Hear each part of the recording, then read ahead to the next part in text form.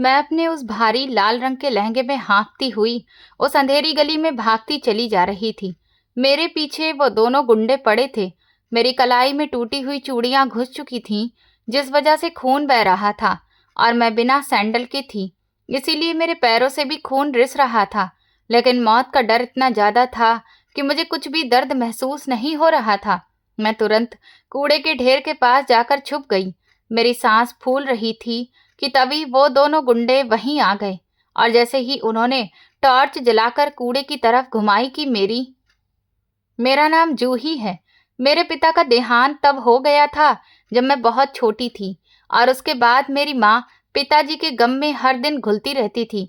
वो अपना बिल्कुल भी ख्याल नहीं रखती थी, और फिर इसी वजह से ना जाने कब मेरी माँ को टीबी हो गया, और इसके बाद तो जैसे उनका शरीर बीमारियों का बसेरा बन गया था। एक बीमारी ठीक होती तो दूसरी बीमारी उन्हें पकड़ लेती। मेरा भाई मुझसे उम्र में काफी बड़ा था, और इसीलिए इस सब की जिम्मेदारी वही उठा रहा था। वो जानता था कि अब घर के खर्च और जिम्मेदारियां उसे ही निभानी होंगी, इसीलिए उसने दिन रात मेहनत की, और फिर सरकारी विभाग में वो एक मामूली से क्लर्क के तौर पर लग गया। माँ को अक्सर चिंता सताती थी कि ना जाने वो कब इस दुनिया को छोड़कर चली जाएं। इसीलिए उन्होंने भैया की शादी जल्दी ही करवा दी, और भगवान की कृपा से भाभी भी ऐसी आई थी जिन्होंने घर को कभी तोड़ने की नहीं, बल्कि हमेशा जोड़ने की सोची। उन्होंने कभी भी मेरे साथ ऐसा व्यवहार नहीं किया जिससे मुझे ये लगे कि मैं उनकी ननद हूँ, बल्कि उनके आने से मुझे ऐसा लगता था जैसे वो मेरी माँ ही हैं। वो मेरा बहुत अच्छे से ख्याल रखती थी। माँ को अक्सर मेरी शादी की चिंता परेशान करती रहती थी, लेकिन भाभी उन्हें हमेशा समझाती थी कि उनके रहते हुए माँ को मेरे लिए फिक्र करने की कोई ज़रूरत नहीं है। और शायद यही वजह थी कि जब माँ हमें इस दुनिया में अकेला छोड़कर जा रही थी, तो उनके चेहरे पर मेरे लिए कोई खास परेशानी नहीं थी। लेकिन हाँ, एक दुख जरूर था कि वो अपने बच्चों के साथ एक लंबी जिंदगी बिता नहीं पाईं। हम भी माँ की मौत से पूरी तरह से टूट चुके थे, क्योंकि पिताजी तो बहुत पहले ही हमें छोड़कर चले गए थे। अब हमारे लिए सिर्फ एकमात्र सहारा हमारी माँ ही थी, लेकिन अब उन्होंने भी हमें अकेला छोड़ दिया था। माँ के जाने के बाद जिंदगी बिल्कुल साधारण और घर तक ही सीमित रह गई थी। भैया की आमदनी मामूली थी, और हमने उसी में जीना सीख लिया था। मेरे भाई की अब सबसे बड़ी फिक्र और उनकी जिंदगी का एकमात्र मकसद था मेरी शादी। मैं पढ़ाई में काफी अच्छी थी, और स्कूल में हमेशा अच्छे नंबर लेकर आती थी। भैया की नज़र में मेरी कामयाबी और मेरी पढ़ाई लिखाई का सिर्फ एक ही महत्व था कि किसी भी तरह से एक अच्छे परिवार में मेरी शादी हो जाए। वो मेरे लिए एक ऐसा रिश्ता तलाश कर रहे थे जो समाज में हमारी इज्जत को बढ़ा दे, और हमारी गरीबी के दाग को धो दे, और कोई भी मुंह उठाकर चलकर ये ना कह दे कि देखो, माँ बाप नहीं थे तो भाई ने कितनी लापरवाही से बहन को ऐसे ही किसी भी घर में ब्याह दिया। एक दिन जब भैया अपने ऑफिस से लौटे तो भाभी उनसे बोली, जूही अब बड़ी हो गई है जी। मोहल्ले वाले और रिश्तेदार भी तरह तरह की बातें करने लगे हैं। कल ही आपकी मामी आई थी, और वो घुमा फिराकर जूही की उम्र को लेकर ताना मार रही थी। भाभी ने जब चाय को भैया के सामने रखा तो वो बहुत ज्यादा फिक्रमंद दिखने लगे। मैं जानता हूँ सरोज, मैं खुद दिन रात इसी चिंता में घुल रहा हूँ। मेरी तो रातों की नींद तक उड़ चुकी है। उन्होंने एक लंबी और थकी हुई सांस ली।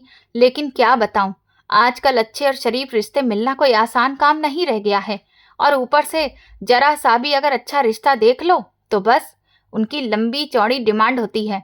उन्हें गाड़ी भी चाहिए और मोटी रकम भी चाहिए। मैं तो एक मामूली सा क्लर्क हूँ। समझ नहीं आता कि ये सारी फरमाइशें पूरी कैसे करूँगा। मेरी तो पूरी सैलरी घर के राशन, बिजली के बिल और गुड़िया की स्कूल फीस में ही चली जाती है। जूही तो होशियार है, स्कॉलरशिप के दम पर अपनी पढ़ाई आगे कर रही है, लेकिन गुड़िया की स्कूल की फीस तो हमारी कमर तोड़ कर रख देती है। आजकल के प्राइवेट स्कूल वालों ने इतनी महंगी फीस कर दी है कि मैं क्या बताऊं। भाभी ने ये सुनते ही भैया के कंधे पर हाथ रखा और उन्हें तसल्ली देते हुए बोली, आप फिक्र मत करिए, भगवान सब देख रहा है। वो हमारी जूही का नसीब बहुत अच्छा करेगा। आप हिम्मत मत हारिए। मैं तो बस आपसे इसलिए कह रही हूँ ताकि आप अभी से ही अच्छे रिश्तों की तलाश करिए। मैं चाहती हूँ कि हमारी जूही बहुत अच्छे घर में जाए। ताकि कल को कोई ये ना कहे कि भाई भाभी ने अपनी जिम्मेदारी अच्छे से नहीं निभाई। उन्होंने मेरी तरफ प्यार और उम्मीद भरी नजर से देखते हुए कहा, हमारी जूही कितनी सुशील है, गुणवान है, पढ़ी लिखी भी है।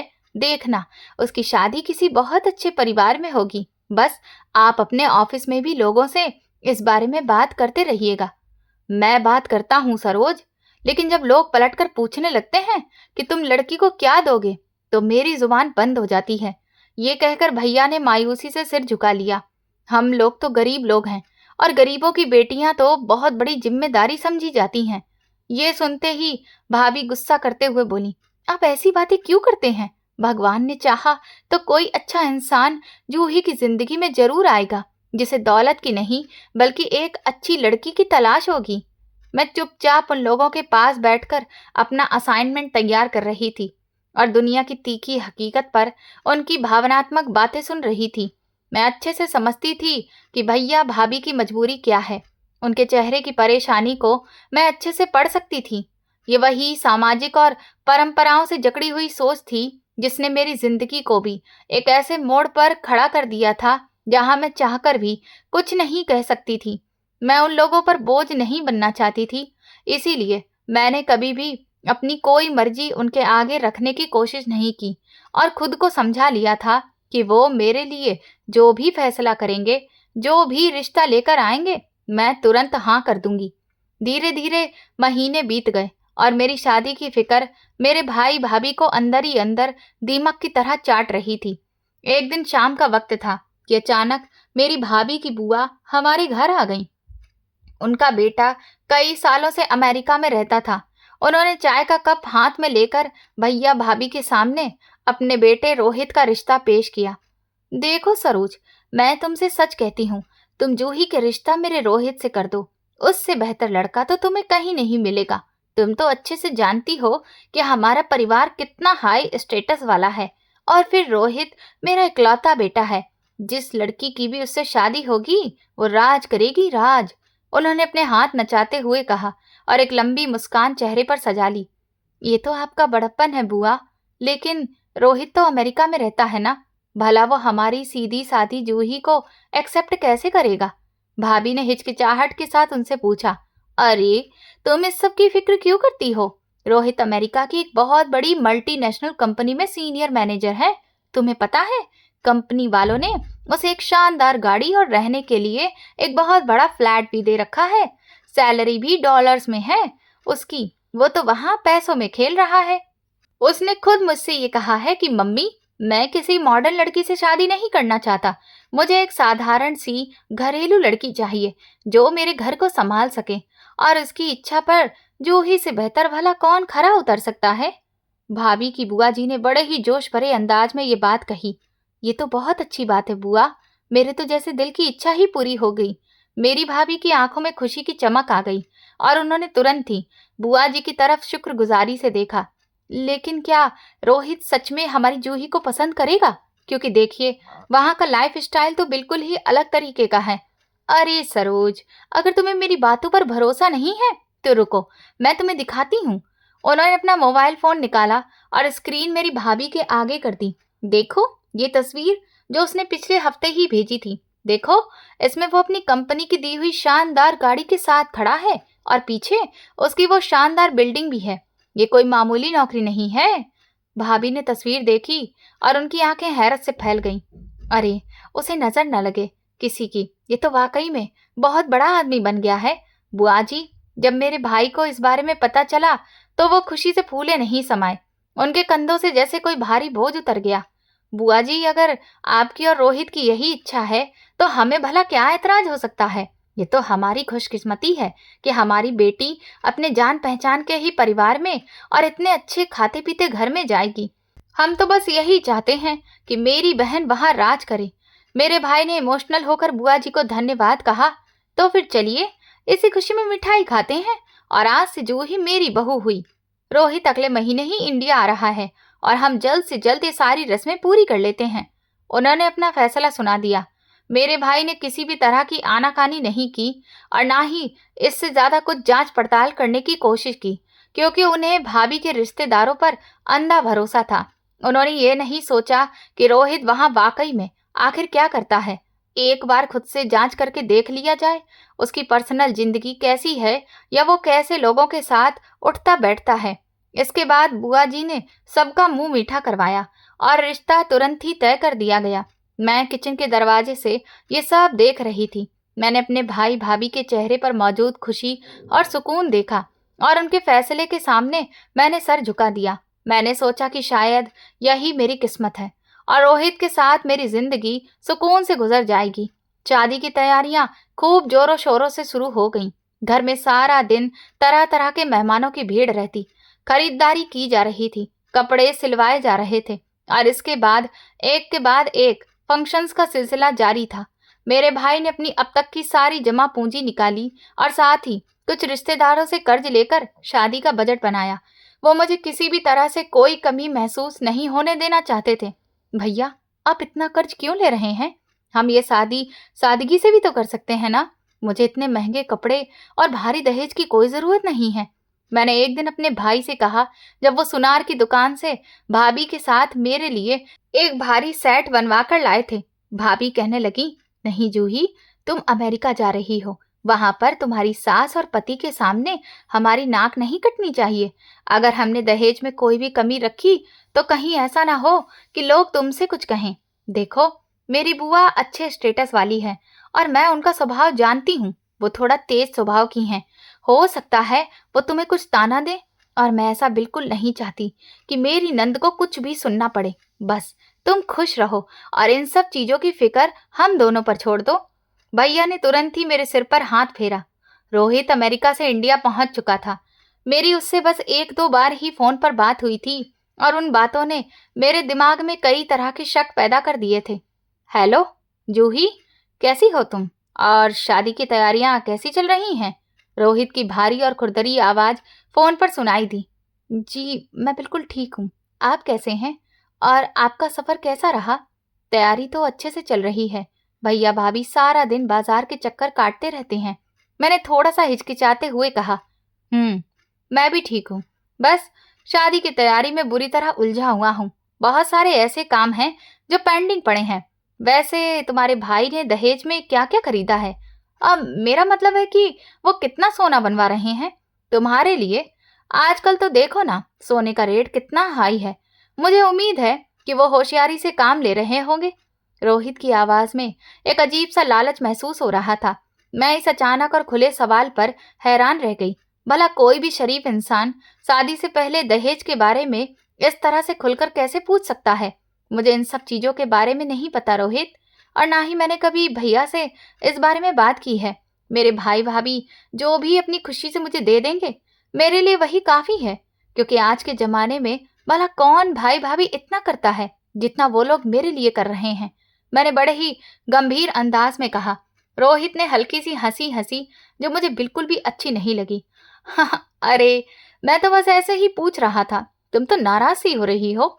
जब तुम अमेरिका आओगी ना तो तुम्हें यहाँ का लाइफ स्टाइल देखकर झटका लगेगा और देखना तुम सब भूल जाओगी। वहां पर तो हर चीज पैसे से तोली जाती है। अच्छा, वैसे तुम्हारे भैया के पास आजकल कितना कैश पड़ा है? वो दरअसल मैं सोच रहा था कि हम इंडिया में ही कोई नया बिजनेस शुरू कर लें या फिर कोई प्रॉपर्टी खरीद लें ताकि हमारा भविष्य भी सुरक्षित हो जाए। देखो, वो जो भी कमा रहे हैं उसे बैंक में जमा करते होंगे, तो वो बैंक में पड़े पड़े किसी खास काम का नहीं रहेगा।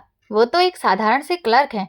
उनके पास इतना कैश कहाँ से आएगा जो वो बिजनेस में लगाएं या फिर कोई प्रॉपर्टी खरीदें? उन्होंने तो मेरी शादी के लिए बड़ी मुश्किल से कर्जा लिया है। उसकी बातें सुनकर मेरा माथा ठनक रहा था। मुझे अंदर से उलझन हो रही थी। मुझे उसका ये लालची अंदाज बहुत खटक रहा था। अच्छा चलो, कोई बात नहीं, मैं तो बस एक सलाह दे रहा था। तुम बस अपनी शादी की तैयारी करो। और तुमने पार्लर कौन सा बुक किया है मुझे बता दो, बाकी सब तो मैं खुद ही देख लूंगा।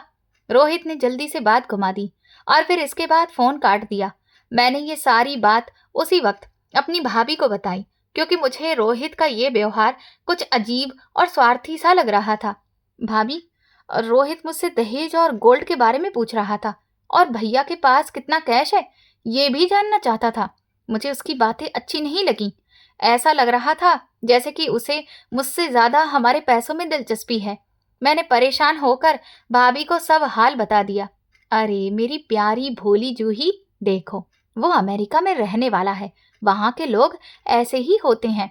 वो बिजनेस माइंडेड है और प्रैक्टिकल भी है, कोई देहाती गंवार थोड़ी ना है जो पैसों की बात करने से शर्माएगा। भाभी ने मेरी बात को तुरंत ही मजाक में उड़ा दिया और मुझे तसल्ली देते हुए बोली, तुम बेकार में शक कर रही हो, वो लोग लड़के वाले हैं तो थोड़ा बहुत तो पूछेंगे ही, इसमें कोई बुराई नहीं है। आखिर कल को तुम्हारा भविष्य उसके साथ ही तो बेहतर होगा ना। इन छोटी छोटी बातों को अपने दिल पर मत लिया करो। मैंने भाभी की बात सुनकर खुद को तसल्ली दी और फिर शादी की घबराहट और अपना वहम समझकर मैं इस बात को नजरअंदाज कर गई। मुझे लगा कि शायद मेरी ही सोच पिछड़ी हुई है और नए जमाने के लोगों को समझने में मुझे वक्त लगेगा, लेकिन ये मेरी जिंदगी की सबसे बड़ी गलती थी। मैं नहीं जानती थी कि इतनी खुशहाली और बहुत ज्यादा मीठी जुबान के पीछे एक बहुत ही खतरनाक और खौफनाक जाल बिछाया जा रहा था। आखिरकार शादी का दिन आ गया। ये वो दिन है जिसका हर लड़की को इंतजार होता है, लेकिन मुझ पर अजीब सा बोझ था। मैं सुबह ही पार्लर चली गई थी। ब्यूटिशियन ने मेरा मेकअप बहुत अच्छा किया था। उसने मुझे एक खूबसूरत सा रेड कलर का लहंगा पहनाया जिस पर गोल्डन कलर का वर्क था। मैं दुल्हन बनकर वाकई में अप्सरा जैसी लग रही थी। जूही, तुम्हारा दूल्हा तो बहुत अमीर है, मैंने सुना है कि वो अमेरिका से आया है। ब्यूटिशियन ने मेरे बालों में गजरा लगाते हुए मुझसे पूछा। हाँ, वो अमेरिका में नौकरी करते हैं, मैंने छोटा सा जवाब दिया। अरे वाह, तुम्हारी तो किस्मत ही खुल गई है, अब तो तुम अमेरिका में ऐश करोगी, इस गरीबी वाली जिंदगी से तुम्हारी जान छूट जाएगी। उन्होंने मुस्कुराकर कहा तो मैंने सिर्फ सिर हिला दिया। पार्लर से घर वापस आई तो मुझे हर कोई गहरी नजरों से देख रहा था और मेरी खूबसूरती की तारीफ कर रहा था। मेरी सभी सहेलियां और परिवार की लड़कियां आसपास जमा थीं और हंसी मजाक कर रही थी। जूही, तुम तो आज हीरोइन लग रही हो, रोहित जी तो तुम्हें देखते ही अपना दिल हार बैठेंगे और हो सकता है कि बेहोश भी हो जाएं। मेरी एक सहेली ने मुझे परेशान करते हुए शरारती अंदाज में कहा। देखो, अमेरिका जाकर हमें भूल मत जाना, जूही हमारे लिए भी वहां से अच्छे अच्छे गिफ्ट भेजना। दूसरी सहेली ने हंसते हुए कहा। मैंने उनकी बातों को ज्यादा महत्व नहीं दिया और बस हल्की सी मुस्कुराहट दिखा दी, लेकिन अंदर से मेरा दिल एक अनजाने डर से कांप रहा था। मैं भारी भरकम जेवरात पहने हुए अपने कमरे में बैठी बारात का इंतजार कर रही थी। बाहर ढोल और गाने बजाने की आवाज गूंज रही थी। मेहमानों का शोर भी उसमें मिला था। हर तरफ हंसी मजाक, खुशियां और गीत गाए जा रहे थे। सब कुछ शादी के माहौल जैसा ही चल रहा था। भाभी, बारात कब तक आएगी? मुझे इस लहंगे में बहुत उलझन और घुटन हो रही है, मैंने भाभी से पूछा, जो मेरे दुपट्टे को ठीक कर रही थी और साथ ही मेरी नजर भी उतार रही थी। बस रास्ते में ही है, अभी थोड़ी देर पहले ही जीजू का फोन आया था, वो लोग किसी भी वक्त यहाँ पर पहुंच रहे होंगे। भाभी ने मेरे कान के पीछे काला टीका लगाते हुए कहा।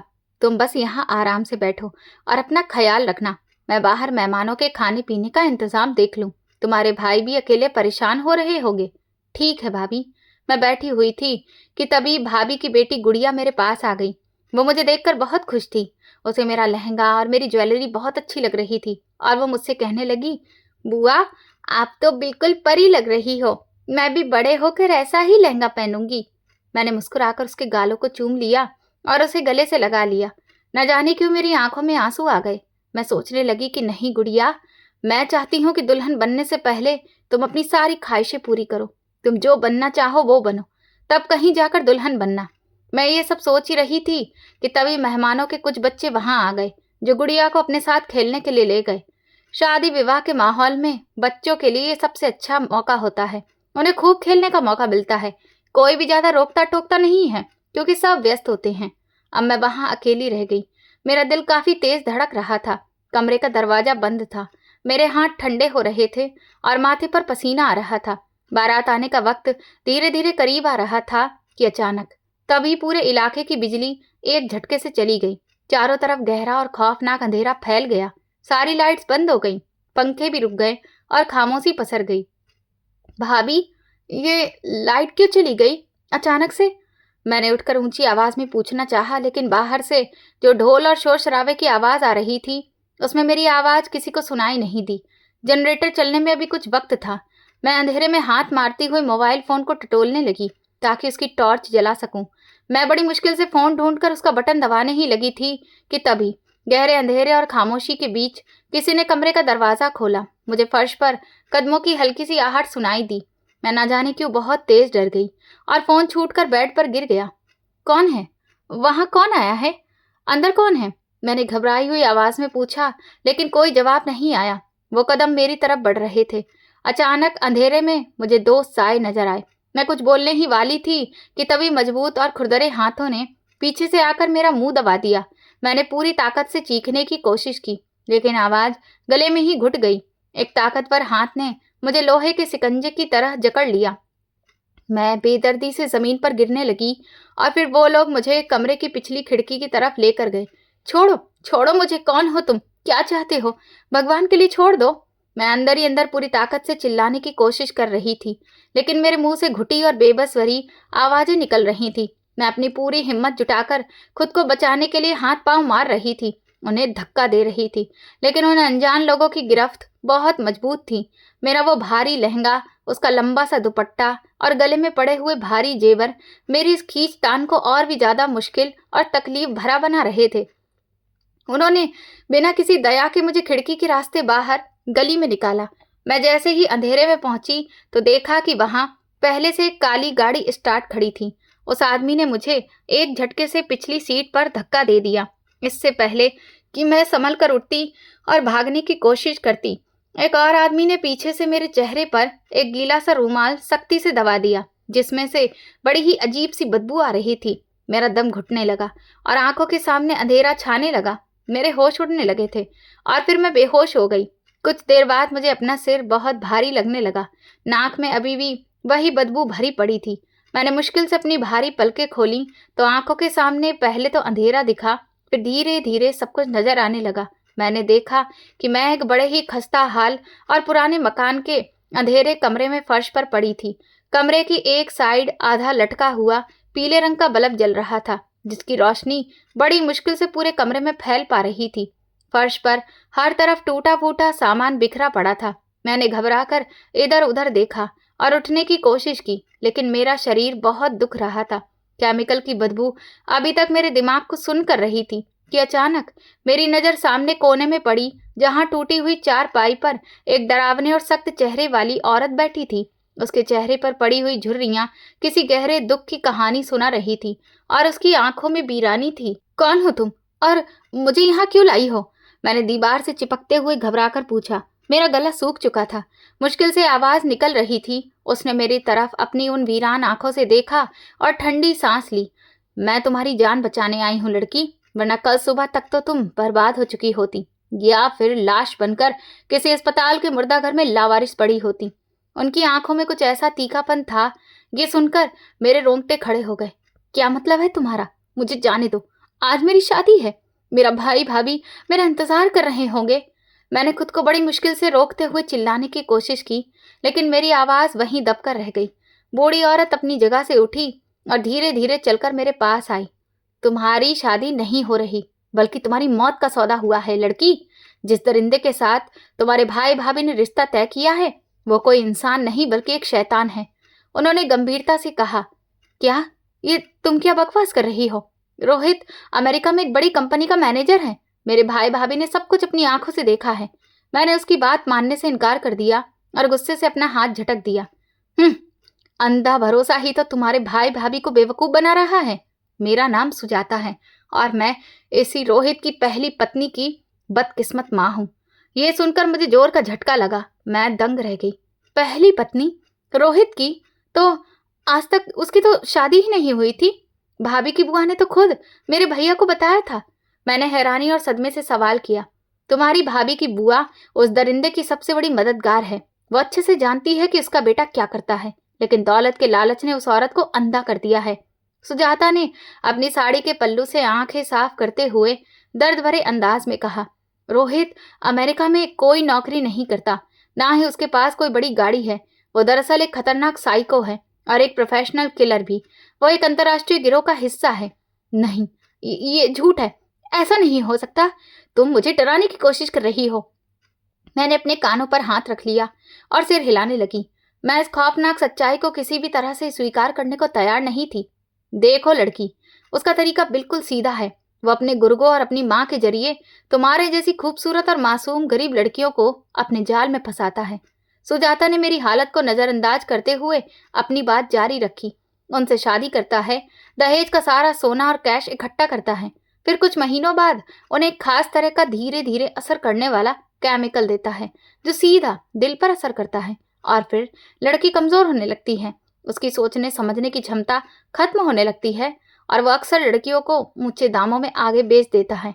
और अगर लड़की उस दवा के असर को झेल नहीं पाती तो उसे हार्ट अटैक आ जाता है, जिसे सब प्राकृतिक मौत समझते हैं। फिर वो सारा माल लेकर गायब हो जाता है। ये सुनते ही मेरी दुनिया घूम गई। मेरे दिमाग में सारी बातें गूंजने लगीं जो रोहित ने मुझे फोन पर ज्वेलरी और मेरे भाई के कैश के बारे में पूछी थी। उसकी वो लालची आवाज अब मुझे एक दरिंदे की तरह लग रही थी। मुझे सुजाता आंटी की बातों पर भरोसा होने लगा, लेकिन फिर भी मैंने कहा कि मैं कैसे मानूं? तुम सच कह रही हो सकता है कि तुम भी उन लोगों की कोई पुरानी दुश्मन हो और ये शादी तुड़वाना चाहती हो। मैंने उनसे सबूत मांगने की कोशिश की। उस बूढ़ी औरत ने बिना कोई जवाब दिए अपने पास पड़ा एक ब्रीफ केस निकाला। उसने उसकी जिप खोली और उसमें से एक मोटी नीले रंग की फाइल निकालकर सीधा मेरी तरफ फेंक दी। फाइल फर्श पर गिर गई। उसमें मौजूद कुछ कागज बाहर निकल आए। ये देखो, इन कागजों में तुम्हारे हर सवाल का जवाब और मेरी जिंदगी का सबसे बड़ा दुख दवा है। उन्होंने भरी हुई आवाज में फाइल की तरफ इशारा किया। मैंने कांपते हाथों से फाइल उठाई। सबसे ऊपर एक जवान लड़की की तस्वीर लगी थी। वो सच में बहुत खूबसूरत थी। तस्वीर के साथ एक कागज भी था जो अमेरिका के एक अस्पताल का डेथ सर्टिफिकेट था, जिसकी वजह वही लिखी थी जो सुजाता आंटी ने बताई थी। मैंने पन्ना पलटा तो वहां एक और लड़की की तस्वीर थी। उसके साथ भी वैसा ही सर्टिफिकेट था। ये मेरी बेटी कनिका है। सुजाता आंटी ने मेरी तरफ देखते हुए तस्वीर पर उंगली रखी और रोने लगी। रोहित ने 3 साल पहले मेरी बेटी से शादी की थी। वो उसे अमेरिका ले गया। हमें लगा हमारी बेटी तो राज करेगी, लेकिन सिर्फ 2 महीने बाद ही हमें उसकी लाश मिली। मैंने घबराकर अगला पन्ना पलटा। आगे एक तस्वीर थी जिसमें रोहित उस लड़की कनिका के साथ खड़ा मुस्कुरा रहा था। मैंने फाइल में मौजूद बाकी सब लड़कियों की तस्वीरें और उनकी मौत की रिपोर्ट देखी। सभी की मौत की वजह एक ही थी और हर तस्वीर में रोहित उन लड़कियों के साथ मौजूद था। ये सबूत इतने ठोस, साफ और खतरनाक थे कि अब इन्हें झुटलाने की कोई गुंजाइश बाकी नहीं थी। मेरी आंखों से आंसू बहने लगे। मेरे भाई भाभी जो समाज में ये दिखा रहे थे कि वो कितनी अच्छी जगह मेरी शादी कर रहे हैं, हकीकत में तो वो मुझे मौत के मुंह में धकेल रहे थे। मुझे विश्वास नहीं आ रहा था, लेकिन अब मुझे पता चल गया था कि वो सच में एक दरिंदा है। मैं फूट फूट कर रो पड़ी और फाइल को एक तरफ फेंक दिया। लेकिन अब हम लोग क्या करेंगे सुजाता आंटी? और मैं यहाँ से कैसे निकलूंगी? मेरी बारात तो इंतजार कर रही होगी। मेरे भाई की इज्जत तो मिट्टी में मिल जाएगी। तुम्हारे भाई की इज्जत तुम्हारी जान से बढ़कर नहीं है, सुजाता आंटी ने मुझे सख्ती से कहा। उस मकान के बाहर रोहित के 2 आदमी पहरा दे रहे हैं। तो फिर आप मुझे यहाँ लेकर क्यों आ गई? अगर वो बाहर पहरा दे रहे हैं तो फिर हम तो यहाँ पर फंस गए हैं। मैं भयंकर परेशानी और घबराहट में अपने बाल नोचते हुए बोली। मैं पिछले 2 साल से रोहित की गैंग पर नजर रख रही थी। मैंने कसम खाई थी कि मैं किसी और बेटी को इस दरिंदे के हाथों नहीं चढ़ने दूंगी। आंटी ने अपने चेहरे के आंसू पोंछे और फैसले भरे अंदाज में कहा, आज मुझे पता चला कि तुम्हारे भाई भाभी को बेवकूफ बनाकर तुमसे शादी रचाई जा रही है। तो फिर मैं अपने जानने वाले लड़के की मदद से जनरेटर वाले को पैसे देकर बिजली गायब करवाई और तुम्हें उस अंधेरे कमरे से बाहर निकाल लिया।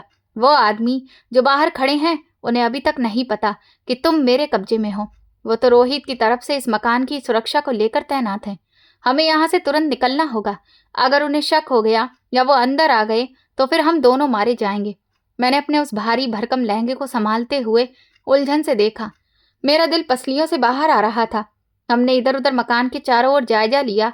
सामने का पुराना लकड़ी का दरवाजा अंदर से बंद था, लेकिन उसके बाहर कदमों की आवाज और खांसने की आवाजें साफ सुनाई दे रही थी। हम उस दरवाजे से किसी भी हाल में बाहर नहीं जा सकते थे। मकान बहुत ही छोटा और खस्ता हाल था। हम चलते हुए मकान के पिछले हिस्से में आए। वहां एक छोटी सी खिड़की थी जिसके शीशे टूटे हुए थे। वो एक बहुत ही पतली और अंधेरी गली में खुल रही थी। यही खिड़की अब हमारी उम्मीद थी। हमें यहीं से बाहर निकलना होगा। आंटी ने खिड़की की तरफ इशारा करते हुए धीरे से कहा, लेकिन ये खिड़की तो बहुत ऊंचाई पर है और मेरा लहंगा तो बहुत ही भारी है, मैं कैसे पहुंचूंगी? मैंने खिड़की की ऊंचाई और अपने लहंगे की तरफ बेबसी से देखते हुए पूछा। तुम्हें हिम्मत करनी होगी जूही, मौत तुम्हारे पीछे पड़ी है और जिंदगी इस खिड़की के उस पार है। आंटी ने मेरे कंधे को सख्ती से पकड़ा और हिम्मत दी। उन्होंने फिर एक पुरानी कुर्सी उठाई। सुजाता आंटी ने तेजी से कुछ टूटी हुई लकड़ियों और कुर्सी को दीवार के साथ लगाकर पकड़ लिया। मैंने अपनी भारे लहंगे को घुटनों तक समेटा और बड़ी सावधानी से कुर्सी पर पैर रखा। कुर्सी के चरचराने की आवाज पैदा हुई जिससे मैं बुरी तरह से घबरा गई। मैंने दीवार का सहारा लिया और खुद को ऊपर की तरफ खींचा। बहुत अच्छे, शाबाश, बस बस थोड़ा सा और। अपने हाथों को मजबूती से खिड़की के जंगलों पर पकड़ो। आंटी ने नीचे से कुर्सी को पकड़े हुए मुझे हिदायत दी। मैंने अपने दोनों हाथ खिड़की के उस फ्रेम पर रखे और पूरी ताकत लगाकर खुद को ऊपर उठाया। वहां मौजूद शीशे के टुकड़े मेरे हाथों की चूड़ियों से टकराने लगे और फिर चूड़ियां दीवार से रगड़ खाकर टूट गईं। मेरी कलाइयों में उनके टुकड़े चुभ गए। खून बहने लगा, लेकिन इस वक्त मेरे पास दर्द को महसूस करने का भी समय नहीं था। उसमें से निकलते वक्त मेरा वो लहंगा पुरानी दीवार की कीलों में फंसकर फट गया। हाथों पर कई खरोंचें आ गईं, लेकिन मरने के डर ने मेरे अंदर एक अजीब सी ताकत और जुनून भर दिया था। मैं आधी बाहर खिड़की से निकल गई थी। बाहर अंधेरी और सुनसान गली थी। मैं जैसे ही बाहर छलांग लगाने वाली थी कि तभी अचानक से मेरे कानों में एक भयंकर आवाज टकराई। दरवाजा खोल बुढ़िया, हमें पता है तुम अंदर हो। रोहित भैया का फोन आया है, अब तुम्हारा खेल खत्म। मकान के सामने वाले दरवाजे पर जोर जोर से लातें पड़ने लगीं। रोहित के आदमियों को हमारे वहां होने का पता चल चुका था। दरवाजे की खस्ता हाल लकड़ी टूटने की आवाज पूरे मकान में गूंज गई। मेरा तो होश ही काम नहीं कर रहा था। मौत जैसे कुछ ही दूरी पर थी। मैंने खिड़की से बाहर छलांग लगाने के लिए खुद को तैयार किया, आंखें बंद की और गली में कूद गई। मेरे पैर उस कच्ची और पथरीली जमीन पर जोर से टकराए, जिससे एक भयंकर दर्द की लहर सीधा पैरों से होकर दिमाग तक गई। मैं जमीन पर गिरी, लेकिन तुरंत ही खुद को संभाल लिया। सुजाता आंटी, आप भी जल्दी से मेरा हाथ पकड़ो और बाहर आओ। मैं खिड़की से अंदर की तरफ झांकते हुए घबराहट और परेशानी में कहा, नहीं जूही, तुम तुरंत यहाँ से भागो। मैं इन्हें यहाँ पर उलझाऊंगी ताकि तुम दूर चली जाओ। आंटी ने मना कर दिया और मुझे पीछे हटने का इशारा किया, लेकिन मैं आपको इन दरिंदों के हवाले कैसे छोड़ दूं? वो लोग आपको मार देंगे। मैंने रोते हुए जिद की और अपना हाथ दोबारा से आगे बढ़ाया। मेरी जिंदगी का मकसद पूरा हो गया है जूही, अब तुम अपनी जान बचाओ और इस दरिंदे को उसकी सजा दिलाओ। आंटी ने खिड़की को अंदर से बंद करने की कोशिश करते हुए तेज आवाज में कहा, तुम्हें अब जीना होगा जूही। उसी पल मकान के अंदर जोरदार धमाके की आवाज आई। शायद लकड़ी का दरवाजा टूटकर जमीन पर गिर गया था। मेरे पास सुजाता आंटी से बहस करने का वक्त नहीं था। मैंने अपने उस फटे हुए लहंगे को दोनों हाथों से ऊपर उठाया और उस अंधेरी गली में अंधाधुंध दौड़ने लगी। गली बहुत ही पतली और अंधेरे से भरी थी। दिल की धड़कन बहुत तेज हो गई थी और सांस फूलने लगी थी। वो खिड़की से भागी है, जल्दी पकड़ो उसे, आज वो किसी भी हाल में बच नहीं पाए। पीछे से उन लोगों की घबराई हुई भयंकर आवाज खामोश गली में गूंजी। अगर वो पुलिस तक पहुंच गई तो फिर रोहित भाई हमें जिंदा नहीं छोड़ेंगे, जल्दी भागो उसकी तरफ, दूसरे आदमी ने बौखलाहट में कहा। उनकी भयंकर आवाज सुनकर मेरे पैर और ज्यादा तेज हो गए। मैं लगातार उस पथरीली जमीन पर भाग रही थी। मेरी सैंडल भी पीछे छूट गई थी, लेकिन खून बहने के बावजूद डर के मारे मुझे कोई भी दर्द महसूस नहीं हो रहा था। पतली गलियों का ये जाल मुझे भयंकर भूल भुलैया जैसा लग रहा था, जिसका कोई अंत नजर नहीं आ रहा था। मैं तेजी से एक मोड़ पर घूम गई। सामने कूड़े का बहुत बड़ा ढेर था, जिसके पीछे मैं छिप गई। मेरी सांस फूल रही थी, लग रहा था जैसे फेफड़े फट जाएंगे। मैंने दोनों हाथों से अपना मुंह जोर से दबा लिया ताकि तेज सांसों की आवाज बाहर ना निकले। कहाँ गायब हो गई है वो कमबख्त, अभी तो यहीं हमारे आगे भाग रही थी। एक आदमी बिल्कुल मेरे पास आकर रुका। वो भयंकर गुस्से से चिल्लाया। उसके भारी जूतों की आवाज साफ सुनाई दे रही थी। वो इधर उधर टॉर्च मारकर देख रहा था। तभी दूसरा बोला, मुझे लगता है वो शायद मेन रोड की तरफ चली गई है, हमें जल्दी सड़क पर पहुंचना होगा। वो दोनों हाथ में टॉर्च पकड़े तेजी से आगे बढ़ गए। टॉर्च की तेज रोशनी बिल्कुल मेरे सिर के ऊपर से निकल गई। मैं डर के मारे सिकुड़ गई और कूड़े के ढेर से चिपक गई। मैं भगवान से खुद को बचाने के लिए भीख मांगने लगी। वो दोनों जा चुके थे। तब मैंने चैन की सांस ली और वहीं कुछ देर निडाल होकर बैठ गई।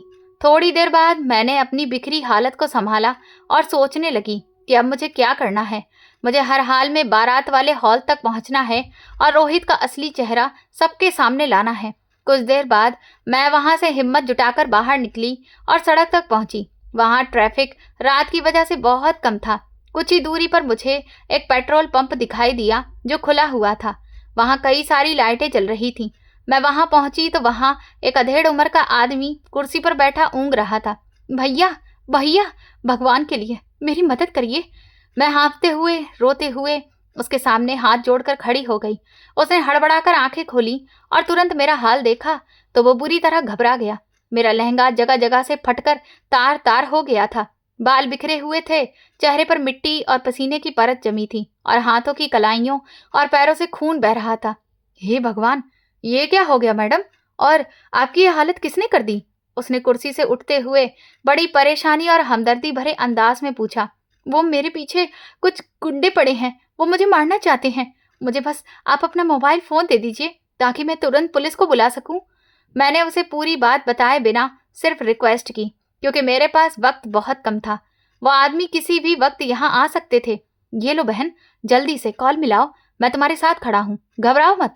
उसने हमदर्दी दिखाते हुए तुरंत अपनी जेब से फोन निकालकर मेरी तरफ बढ़ा दिया। मैंने कांपते हाथों से पुलिस हेल्पलाइन पर कॉल मिलाई। दूसरी तरफ से ऑपरेटर की आवाज आई और मैं एकदम से रोने लगी। हेलो पुलिस हेल्पलाइन, मेरी जान इस वक्त खतरे में है। मुझे मेरे ही दूल्हे ने शादी वाले दिन किडनैप करवाया। मैंने रोते हुए एक ही सांस में सारी स्थिति बता दी। आप बिल्कुल मत घबराइए मैडम, हम आपकी मदद के लिए तैयार हैं। आप इस वक्त कहाँ पर हैं और आपकी शादी कहाँ हो रही है, उसका पता हमें बताइए। ऑपरेटर ने मुझे तसल्ली दी। मैंने उसे पेट्रोल पंप की लोकेशन बताई और फिर अपने शादी हॉल का भी पता लिखवा दिया। उसने मुझे वहीं सुरक्षित जगह पर रुकने के लिए कहा और भरोसा दिलाया कि पुलिस की गाड़ियां बस कुछ ही मिनटों में वहां पर पहुंच जाएंगी। मैंने तुरंत उस आदमी को फोन वापस किया और वहीं एक कोने में छिपकर पुलिस का इंतजार करने लगी। दूसरी तरफ शादी के हॉल में भयंकर नजारा था। बारात को आए काफी देर हो चुकी थी। खाना ठंडा हो रहा था, लेकिन दुल्हन का कुछ पता ही नहीं था। हॉल के एक तरफ रोहित स्टेज पर बैठा था। बेचैनी से बार बार उठकर खड़ा होता और फिर बैठ जाता। वो लगातार अपनी कीमती घड़ी देख रहा था। उसने अपने आदमी को फोन करते हुए चेहरे पर भयंकर गंभीरता सजा रखी थी। सरोज, जूही अभी तक कमरे से बाहर क्यों नहीं आई है? मेहमान तरह तरह की बातें बना रहे हैं। मेरे भाई ने बड़ी परेशानी से भाभी के पास आकर पूछा। उनका चेहरा भी चिंता से भरा था। मुझे कुछ नहीं पता, पता नहीं हमारी जूही कहाँ चली गई है। तभी भाभी की बुआ भी वहां आ गई। वो भी चिल्लाकर कहने लगी, तुम्हारी नंद कहाँ है? मेरा बेटा कब से अकेले स्टेज पर बेचारा बैठा हुआ बेइज्जत हो रहा है। हमारे परिवार की तो नाक कट रही है। ये सुनकर भैया भाभी का मुंह उतर गया। रोहित अचानक स्टेज से उठा और चलता हुआ हॉल के बीचों बीच आ गया। वो एक बहुत ही बेहतरीन और मजे हुए एक्टर की तरह अपना ड्रामा शुरू कर चुका था। वो सब मेहमानों को देखते हुए बोला, मुझे आप सबको ये बताते हुए बहुत अफसोस और शर्मिंदगी हो रही है कि ये शादी अब नहीं हो सकती। रोहित ने झूठी और जहरीली हमदर्दी से भरी हुई आवाज में ये ऐलान कर दिया। हॉल में मौजूद सभी लोगों के बीच ये सुनते ही खलबली मच गई। चारों तरफ हैरत के साथ खामोशी पसर गई। मेरे भाई भाभी तो सदमे में ही आ गए और उनके पैरों तले जमीन निकल गई। ये तुम क्या कह रहे हो बेटा? ऐसा गजब मत करो। जूही बस अभी आती ही होगी। शायद पार्लर वाली ने तैयार करने में देरी कर दी है। मेरे भाई ने रोते हुए आगे बढ़कर उसके पैरों में गिरने की कोशिश की। पार्लर वाली ने देर नहीं की है भाई साहब, आपकी बहन दरअसल किसी और के साथ भाग गई है। रोहित ने उनकी बात बेदर्दी से काटते हुए भयंकर इल्जाम लगाना शुरू कर दिया। वो शादी से बिल्कुल खुश नहीं थी और उसने अपने आशिक के साथ मिलकर हमारे परिवार की इज्जत को हमेशा के लिए मिट्टी में मिला दिया है। मुझे अभी अभी उसका मैसेज मिला है। देखो रोहित, भगवान के लिए मेरी मासूम बहन पर ऐसा घटिया इल्जाम मत लगाओ। वो बहुत ही शरीफ और भली लड़की है, वो ऐसा कभी नहीं कर सकती। मेरी भाभी तो जोर जोर से रोने लगी और एकदम से सदमे की हालत में बेहोश होकर फर्श पर गिर पड़ी। मैं ऐसी चरित्रहीन और मक्कार लड़की को अपनी पत्नी कभी नहीं बना सकता। मैं ये बारात इसी वक्त वापस लेकर जा रहा हूँ। रोहित ने हॉल में मौजूद सभी मेहमानों के सामने मेरे चरित्र पर कीचड़ उछाला और ड्रामे भरे अंदाज में हाथ झटकते हुए शादी कैंसिल करने का ऐलान कर दिया। हॉल में मौजूद मेहमान मेरे भाई भाभी को लेकर तरह तरह की उल्टी सीधी बातें बनाने लगे। भैया भी वहीं शर्मिंदगी से जमीन पर बैठकर भाभी के पास बच्चों की तरह फूट फूट कर रो रहे थे और रोहित अपनी शानदार एक्टिंग पर दिल ही दिल में खुश हो रहा था। वो जीत भरे अंदाज में बाहर निकलने के लिए बढ़ा ही था कि तभी अचानक हॉल के दरवाजे के पास तेजी से ब्रेक लगने की भयंकर आवाजें गूंज गईं। पुलिस की कई गाड़ियां अपनी नीली और लाल रंग की बत्तियां और सायरन बजाती हुई बिल्कुल हॉल के दरवाजे पर पहुंची। अचानक से उठे इस शोर ने सबका ध्यान खींच लिया। कई सारे पुलिस अधिकारी सिपाहियों के बीच में मैं उनके साथ अंदर दाखिल हुई। मेरी हालत बहुत खराब थी। मुझे ऐसी खस्ता हालत में जिंदा देखकर वहां पर मौत जैसा सन्नाटा पसर गया। सबकी फटी नजरें मुझ पर ही जम गईं। जूही, मेरी बहन, तुम कहाँ चली गई थी? और ये तुम्हारी हालत क्या हो गई है? ना जाने मेरी बहन के साथ क्या हो गया। भैया मुझे देखते ही तुरंत जमीन से उठकर दौड़े। भाभी को भी जब मेरा नाम सुनाई दिया तो वो भी उठकर बैठ गईं और आकर मुझसे लिपट गईं। रुक जाओ भैया, वहीं रुक जाओ। मैंने अपना जख्मी हाथ आगे बढ़ाकर उन्हें पीछे हटने का इशारा किया। मैं इस वक्त बहुत गुस्से में थी। अब रोने और पछताने का वक्त गुजर चुका था। मैंने अपने आंसुओं को पोंछा, अपने बालों को अच्छे से बांधा और फिर रोहित की तरफ बढ़ी, जो मुझे इस तरह से अचानक सामने जिंदा देखकर पत्थर का हो गया था। वो सदमे की हालत में था। मेरे साथ पुलिस थी, इसलिए उसके चेहरे का रंग उड़ गया। कुछ पल पहले जो आदमी मेरे चरित्र पर लांछन लगा रहा था और जिसके चेहरे पर जीत की मुस्कुराहट थी, अब उसके चेहरे की चमक एकदम मिट्टी में मिल गई। वहां मौजूद सभी मेहमान, मेरे भाई भाभी और रिश्तेदार अब अच्छी तरह समझ रहे थे कि शायद सच्चाई वो नहीं है जो रोहित इतनी देर से उन लोगों को समझाने की कोशिश कर रहा था। पकड़ो इसे, यह आदमी दरिंदा है। आज किसी भी हाल में बचकर नहीं जाना चाहिए। मैं पूरी ताकत से चिल्लाते हुए तेज आवाज में इंस्पेक्टर साहब से बोली। पुलिस ने तुरंत रोहित को पकड़ लिया और उसे खींचकर दरवाजे की तरफ ले जाने लगे। उसने उन्हें जोरदार धक्का देकर भागना चाहा। छोड़ो, छोड़ो मुझे। तुम लोग जानते नहीं हो, तुम्हें पता नहीं है कि मेरी पहचान काफी ऊपर तक के लोगों में है। मैं तुम सबकी वर्दी उतरवा दूंगा। रोहित ने पुलिस वालों को धमकाने की कोशिश की।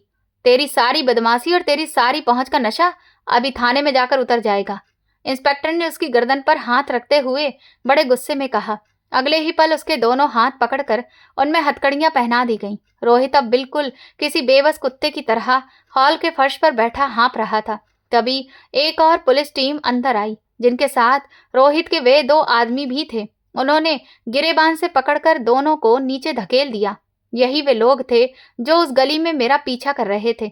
उनके चेहरे पर पुलिस की मार और खौफ के निशान साफ दिखाई दे रहे थे। उनके साथ एक बूढ़ी औरत भी अंदर आई। ये सुजाता आंटी थी, जिन्होंने अपनी जान पर खेलकर मेरी जान बचाई थी। उनके शरीर पर भी चोट के निशान दिख रहे थे, लेकिन फिर भी उनके चेहरे पर सुकून और जीत की चमक थी। अब सारी चीजें साफ हो रही थीं। मैंने हॉल के बीचों बीच खड़े होकर सबको एक नजर देखा। मेरी हालत इस वक्त भले ही बहुत खराब थी, लेकिन मेरी हिम्मत पहाड़ जैसी मजबूत हो चुकी थी। मैं उन सबको देखते हुए तेज आवाज में कहा, आप सब लोग कुछ मिनट पहले मेरे चरित्र पर उंगलियां उठा रहे थे और रोहित की झूठी बातों पर भरोसा करके मेरे भाई भाभी को ताने दे रहे थे। और मेरी बात ध्यान से सुनिए। मैंने पूरी सच्चाई बताना शुरू की कि किस तरह मुझे बारात के इंतजार के दौरान कमरे से उठाया गया, बेहोश करके एक खस्ताहाल मकान में ले जाया गया और फिर इस आदमी की भयंकर सच्चाई के बारे में मुझे पता चला। मैंने सुजाता आंटी के हाथ से वो फाइल ली और हवा में लहराते हुए सबको दिखाई, जिसमें उस दरिंदे आदमी का सारा कच्चा चिट्ठा मौजूद था। वो सब कुछ मैंने अपने भाई भाभी और कुछ परिवार के खास रिश्तेदारों की तरफ बढ़ा दिया। ये आदमी कोई मल्टीनेशनल कंपनी का मैनेजर नहीं है और ना ही ये अमेरिका में कोई बिजनेस करता है, बल्कि ये एक अंतर्राष्ट्रीय फ्रॉड गिरोह का हिस्सा है। ये मासूम खूबसूरत गरीब लड़कियों को अमेरिका के नाम पर झांसा देता है, उनसे शादी करता है और इसके बाद मैं हर एक बात उन्हें साफ तौर पर बता दी। ये सब सुनकर सब लोग दंग रह गए और कहने लगे कि हमने तो ये सब हमेशा सिर्फ किस्से कहानियों में सुना था। मैंने सुजाता आंटी को अपने पास बुलाया और उनके कंधे पर हाथ रखा और बताया कि उनकी बेटी कनिका को इसी शख्स ने 3 साल पहले धोखा दिया था और फिर शादी के 2 महीने बाद ही उसे लाश बनाकर इंडिया भेज दिया। अगर आज ये बूढ़ी माँ फरिश्ता बनकर मेरी मदद नहीं करती तो फिर मेरा भी वही हाल होता जो बाकी सबका हुआ। मेरी आवाज में भयंकर दर्द और गुस्सा था। मेरी भाभी तो अपनी बुआ की सच्चाई सुनकर दंग रह गई। वो बुत बनी सब कुछ देख रही थी और सुन रही थी। उनका चेहरा बिल्कुल पीला पड़ चुका था और होंठ सूख गए थे। सबूत इतने साफ थे कि अब कोई भी उन्हें नकार नहीं सकता था। अब कोई भी रोहित के पक्ष में एक शब्द नहीं बोल रहा था।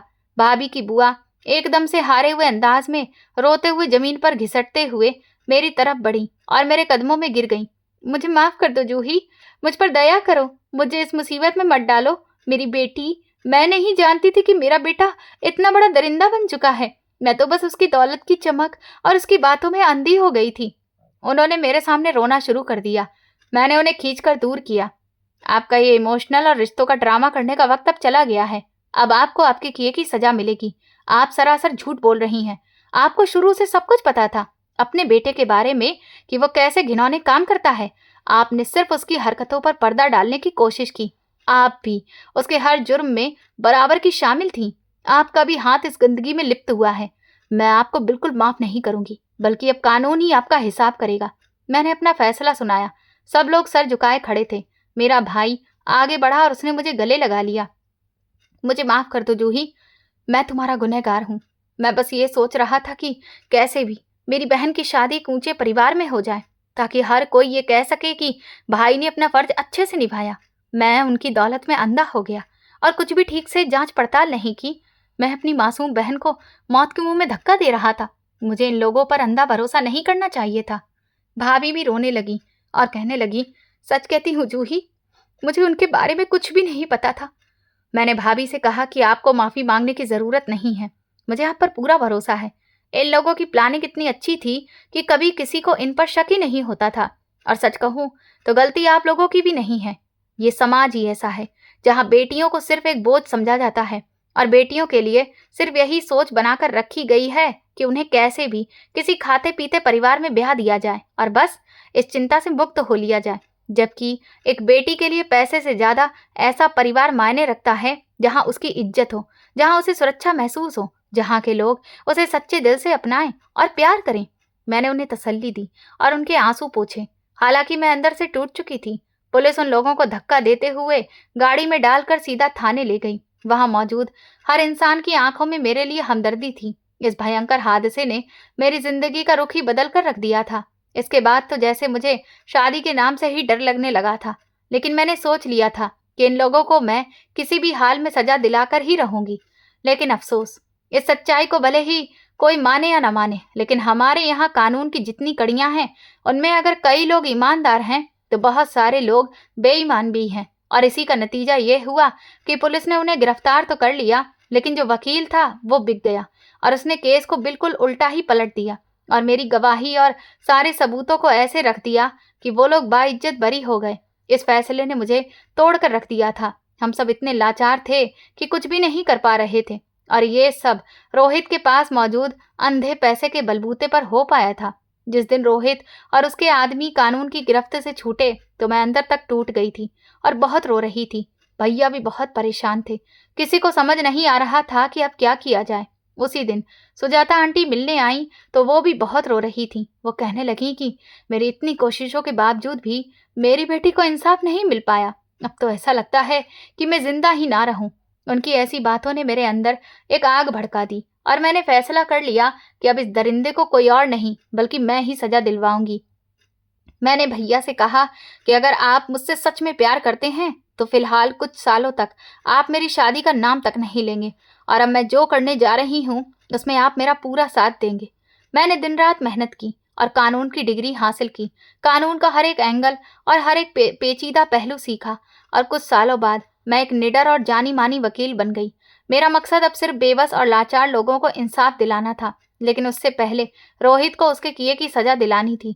इस बार मैंने उसका केस खुद लड़ने का ठाना, जिसके लिए मैंने इतनी सारी मेहनत की थी और इंतजार किया था। मैंने अपनी महारत भरे और पेशेवर अंदाज में एक बार फिर से जो सबूत इकट्ठा किए थे उन्हें अदालत में पेश किया और खुद गवाही भी दी और उस अंतर्राष्ट्रीय फ्रॉड नेटवर्क की एक एक सच्चाई उजागर की। सारे सबूत इस बार बहुत ठोस थे, इसीलिए जज ने फैसला सुनाने में जरा भी वक्त नहीं लगाया और रोहित को फांसी की सजा सुनाई गई और बाकी उसके गैंग के लोगों को उम्र कैद की सजा सुनाकर सलाखों के पीछे धकेल दिया गया। रोहित की मां को भी सजा मिली। ये कुछ साल मेरे लिए नरक से भरे बीते थे, लेकिन आखिरकार जब मुझे इंसाफ मिला तो मेरे सिर से एक बहुत भारी बोझ उतर गया। और सुजाता आंटी भी मुझे धन्यवाद कहते नहीं थक रही थी। वो कहने लगी, बेटी, अगर तुम इतनी मेहनत नहीं करती तो आज ये दरिंदा अपने किए की सजा कभी नहीं पाता और मेरी बेटी को कभी इंसाफ भी नहीं मिलता। समाज को मैं बस यही संदेश देना चाहती हूँ कि अपनी बेटियों को कभी भी बोझ मत समझिए। आप उनकी शादी बिल्कुल करिए, लेकिन सिर्फ बाहरी चमक दमक, बड़ी गाड़ियां, रुतबा और पैसा, इन सब चीजों को मत देखिए, बल्कि इंसान के चरित्र, उसके परिवार और उसके अतीत की बहुत अच्छे से जांच पड़ताल करिए। उसके बाद ही अपनी बेटियों को उनके घर भेजिए। अंधा भरोसा हमें कभी किसी पर भी नहीं करना चाहिए। तो दोस्तों, आप किस शहर से हमारी कहानी सुन रहे हैं और आपको ये कहानी पसंद आई हो तो कमेंट करके बताएं। इस वीडियो को लाइक करें, शेयर करें और हाइप दें। साथ ही चैनल को सब्सक्राइब करना ना भूलें। और अगर आपको मेरी मेहनत पसंद आई हो तो मुझे सुपर थैंक्स देकर अपना प्यार और सपोर्ट ज़रूर दिखाएं, ताकि मैं आपके लिए ऐसी ही शानदार कहानियां लाती रहूं। ये कहानी पूरी तरह से काल्पनिक है। कहानी के सभी पात्र, घटनाएं, स्थान और संवाद लेखक की कल्पना पर आधारित हैं। इसका उद्देश्य केवल मनोरंजन और समाज को जागरूक करना है। कहानी में दिखाए गए अपराध, धोखाधड़ी, हिंसा और गैर कानूनी गतिविधियों का हम किसी भी प्रकार से समर्थन नहीं करते। किसी व्यक्ति, समाज, जाति या परिवार विशेष से इसका कोई संबंध नहीं है। कृपया इस कहानी को सिर्फ एक काल्पनिक कथा और सामाजिक संदेश के रूप में देखें। धन्यवाद।